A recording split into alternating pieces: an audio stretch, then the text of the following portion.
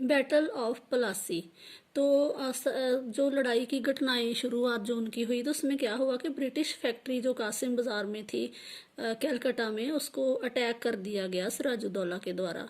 और उसने और उसकी सेनाओं ने क्या किया कि जो वेयर हाउस था जहाँ पे चीज़ें रखी जाती हैं, गुड्स रखी जाती हैं, उसको लॉक कर दिया।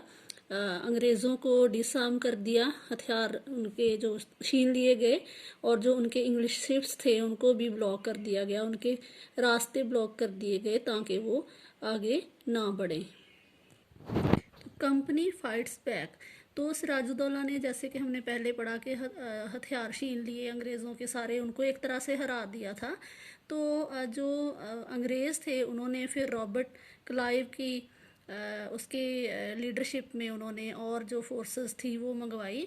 तो जो फोर्सेस थी उनको री इन्फोर्स किया गया बाय नवल फ्लीट, जो जंगी बेड़ा था नेवी का, जो समुद्री सेना का जो जल बेड़ा था, तो उसने सपोर्ट की उनकी आर्मी की भी।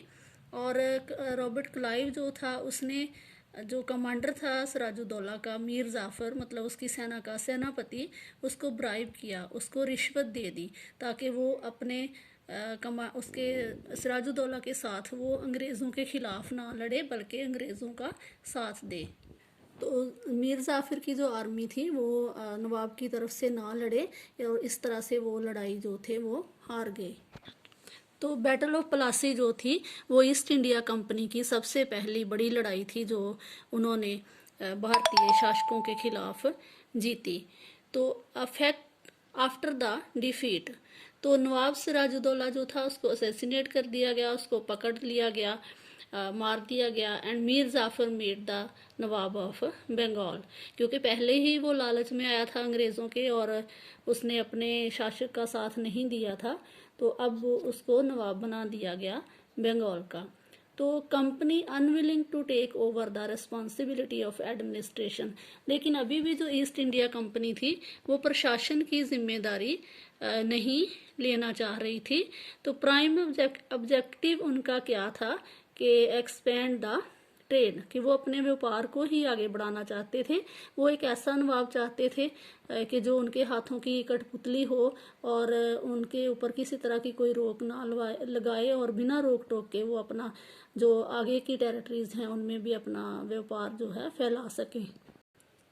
ब्रिटिश एज नवाब्स, तो company acquired more power and authority. अब ईस्ट इंडिया कंपनी के पास ज़्यादा शक्ति आ गई थी, ज़्यादा उनका एडमिनिस्ट्रेशन में ज़्यादा रोल हो गया था, क्योंकि उन्होंने अपना जो एक अधिकारी था वो दीवान घोषित कर दिया था बंगाल का, मतलब कि जिसने बंगाल से मालिया इकट्ठा करना था, टैक्स इकट्ठा करना था, कर इकट्ठा करना था। तो उस पर अब बंगाल के जो शासक था मीर जाफ़र, उसका हक नहीं रहा था। तो इस तरह से जो जितने भी रेवेन्यू रिसोर्सेज थे अब वो ईस्ट इंडिया कंपनी के पास आ गए थे बंगाल के।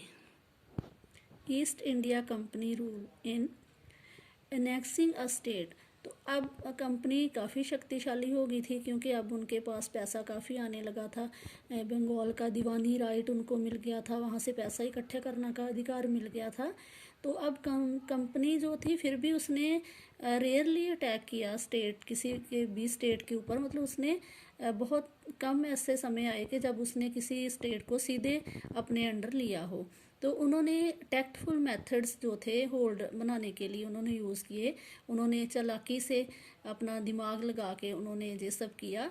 तो एक उनमें से क्या था कि उन्होंने एक, जैसे मुग़ल राज दरबार है तो उसमें इंडियन कोर्ट्स में उन्होंने अपने अधिकारियों को नियुक्त करना शुरू कर दिया।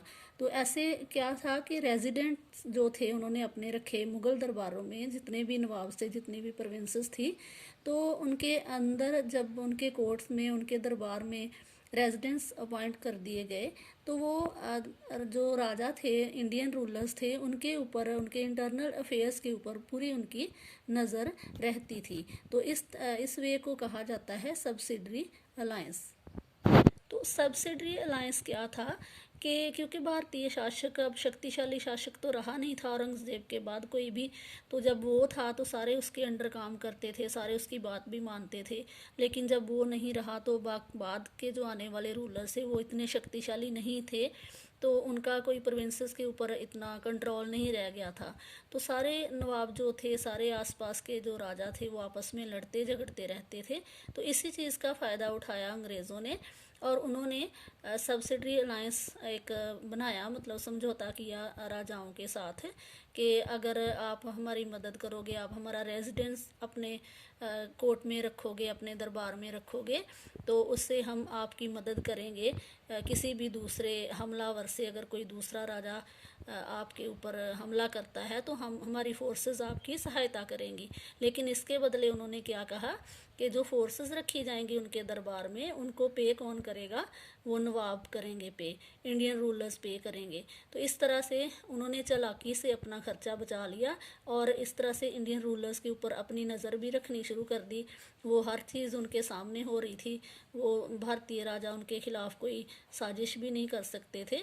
तो इस तरह से वो अपने उद्देश्य में कामयाब होने लगे।